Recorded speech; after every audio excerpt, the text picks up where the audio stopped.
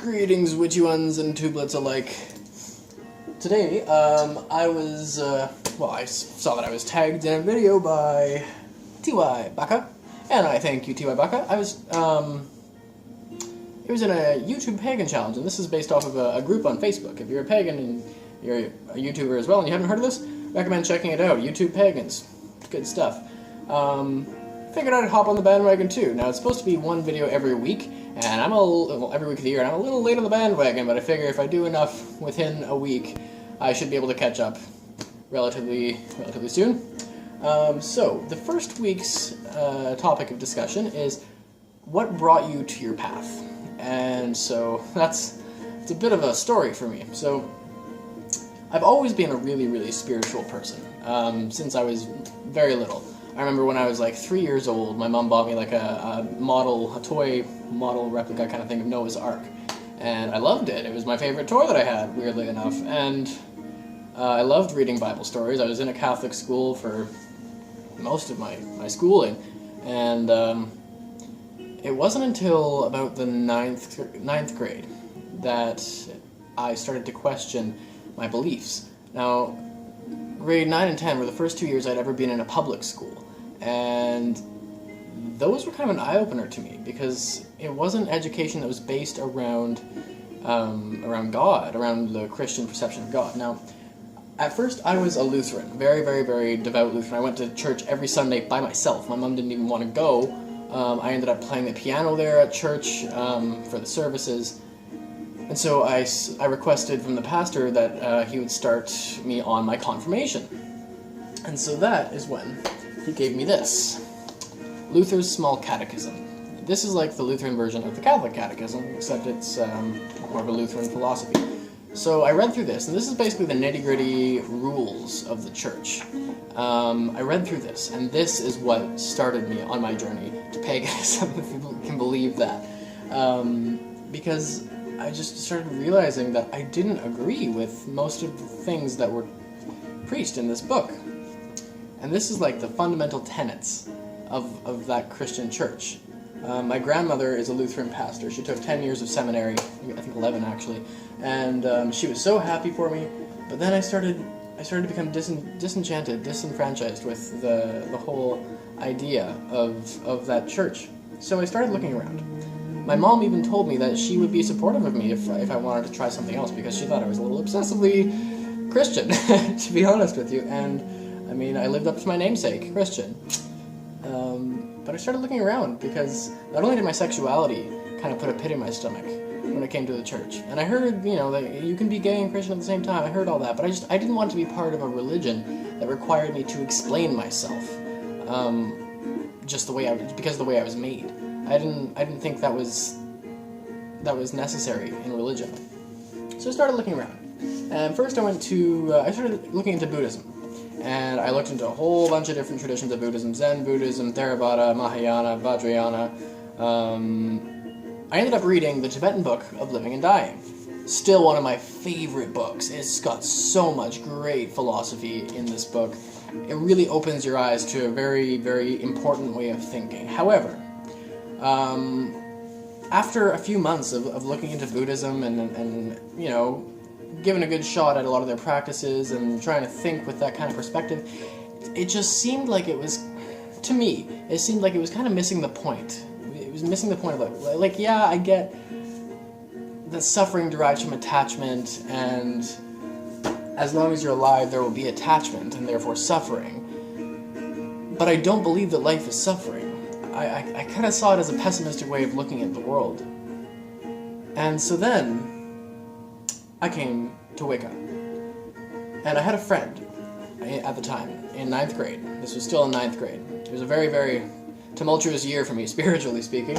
I came to my friend, who was a Wiccan, a Karelian Wiccan. Her grandmother was also a Karelian Wiccan, a Karelian witch. She's a priest within the Karelian tradition. Priestess, sorry. And she, I asked her, I was like, do you know any resources that I could look at? Like, I've been looking at it online, but, do you know any people that I can, talk to and, get to know? And she's like, well, here, try this. So she gave me a book, It was the first degree, the witch school first degree within the Corellian tradition. Now this is the second degree. I was still living with my mother at this point, so after a while she actually ended up burning the first degree along with my first book of Shadows, which is beautifully calligraphied. A lot of really nice calligraphy in it that I did by myself, and like Theban and runes and poem in there, and I was very proud of it. She burned that along with my first degree book and all that good stuff, but I moved out at the ripe early age of 16. So after that I started getting back all the stuff that she had confiscated and taken away, because I couldn't deal with that. I couldn't deal with living in a house where my beliefs were not appreciated.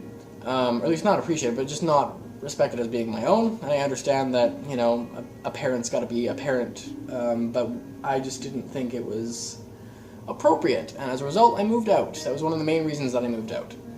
Because she said, you can have your own religion when you're out of my house. And I said, well, you know, actually as a Canadian, I can have my own religion regardless, but whatever, I'll respect your wishes, and so I moved out. And I've been out on my own ever since. My mom and I still have a great relationship, in fact, better than it ever has been before.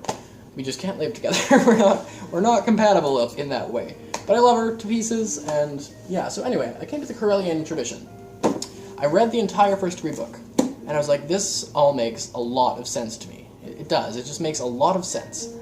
So then I realized that there's a website that you can go to this book for the tradition. So I went on the website and I realized, oh wait, you can register within tradition. You can actually like make yourself a known Corellian within the Corellian tradition. So I did that. I was like, I agree with this philosophy and the statements within this book. It makes sense to me. It doesn't go up against science. It works with it, you know. And the parts that aren't based in science, or at least aren't yet proven by science, it's not hard to see that they could be given a few more years. And it's a very syncretic, kind of unified way of looking at things. It's a very nice lens to look at the world through. And so I took it. And then I started studying for the first degree priesthood. Now, you can't be a priest or priestess within the tradition until you're 18. So I studied the first degree with my mentor at the time, and then I studied the second degree, and I completed all the courses, and then when I turned 18, I applied for priesthood. I was like, yes, I'm doing this. This is what I want spiritually for myself. So I became an ordained priest within tradition.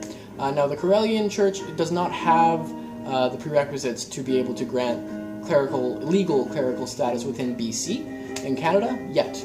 One of my biggest goals that seems way off in the distance now would be to start a Corellian temple within my area, get enough of, you know, a regular congregation going there willingly, just to start up something so that we could have a legal Corellian wedding or a legal Corellian funeral if someone wants something like that.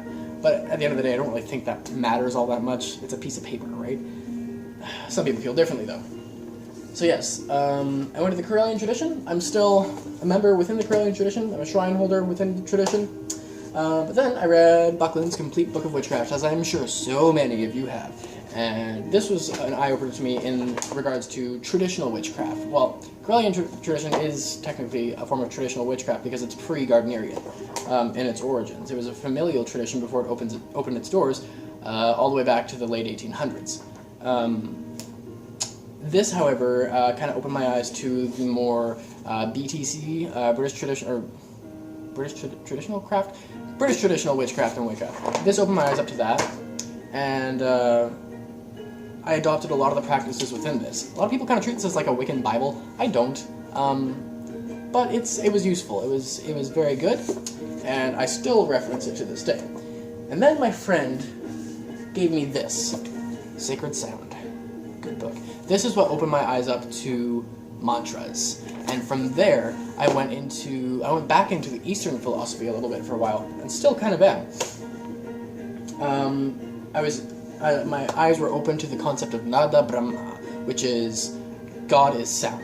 When we think about it, God is sound, sound is vibration, everything is vibration. Science has told us that everything is just a constant state of vibration in different degrees, and it resonated with me because I'm a musician. I love music. I love making music. I love instruments. I play a ton of really weird instruments that most people haven't heard of before, and it was the first step of me learning Sanskrit, or at least attempting to learn Sanskrit. This is when I learned to read and write in Sanskrit, and started learning mantras that were not associated with Buddhism specifically, more of the Hindu stuff. And then, this influenced my path, the Kybalion. I'm sure most people who have been involved in like Wicca or Hermeticism have at least heard of the Kybalion. It's kind of like a very, very, very basic, foundational, one-size-fits-all occult work. But it is invaluable. Like, it is so good, and it's based off of the Hermetic philosophy, which I subscribe to like very heavily. I love Hermeticism. It coincides with all of my beliefs. Like, literally, there's not a single part of Hermeticism that I'm not immediately like, yep, makes perfect sense to me. I don't have any issues with it. Like, I'd say probably 99% of Hermeticism. There might be something, but I have yet to come across it. Then the Science of the Craft. This didn't really influence my path much, but it's a good book. If you can find this book, read it. It's a good book. And then I started reading things like the Upanishads and the Bhagavad Gita, which are very famous Hindu works. The Upanishads are part of a larger book. I think it's within the Rig Veda, I think. And I believe this is within the Yajur Veda. And these two books are okay. The Upanishads, first of all, are like a collection of the highest points of philosophy within Hinduism. Upanishad means a sitting, a sitting. And it's basically just rishis, the philosophers, the teachers of the day, giving like overviews of their experiences within the highest realms of meditation that they had gotten to and the philosophies they had brought down from that. And this has influenced my worldview and my religious perspective. Like, I can't even describe how much. It's almost like a Bible to me. I don't subscribe to it as the infallible word of God, but there is just so much within here that it just pulls at heartstrings, you know? Like, once you delve into the philosophy and you look at the actual Sanskrit words, not the English translations of them, but you understand the Sanskrit words, the important ones that make the philosophy and glue it all together, it just gives you goosebumps. Like, I would really, really highly recommend reading the Upanishads, or at least a couple of them. And the Bhagavad Gita is a very good way of looking at your sense of duty within the world. It's a story about about basically a person's role within life and how subscribing to that can, how it's important to follow your role within life. It's about Krishna and oh dear, what was the main guy's name? Oh, I don't remember the main character. Oh, that's terrible. Krishna and the main guy, whoever that was, it'll come back to me at some point, I'm sure. Arjuna. Krishna and Arjuna. Basically, they were talking about, just before a war was about to start, and Arjuna saw a bunch of his family in the opposing war, and he had to go kill them, and he was looking at Krishna. He's like, how can I possibly do this? And then Krishna basically went over the philosophy of, it is the warrior's duty to fight. You're not going to acquire bad karma for doing your karmic responsibility and for fulfilling your life purpose, even if your family is there. And I mean, that can be a little iffy to me, but it was a neat way of looking at the world. I appreciate it. I appreciate the philosophy. I don't necessarily agree with it, but I definitely appreciate it. So recently, what has been occupying my time is chaos magic. Oh, it's all creepy and dark and spooky and shit. But really, it's actually good. I love this book. I read the Liber Null section of this. I haven't read the Psychonaut because that's more of like a group practice, and I currently am solitary. I was working with the Circle last year, but I'm not anymore because they just didn't... They weren't focusing on the parts of the craft that I really wanted to spend my time on. They were trying to literally move objects with energy, which I appreciate. You know, if you try and get that done, you know, that's cool. If you can do that, that's awesome, and it only further solidifies one's own belief within the craft. But that was not. It almost seemed like parlor tricks to me, you know, and that's not really what I'm going for. Even when it's not parlor tricks, it just seems like, what's the point of being able to move a styrofoam ball across a table with your mind? That just doesn't seem important to me.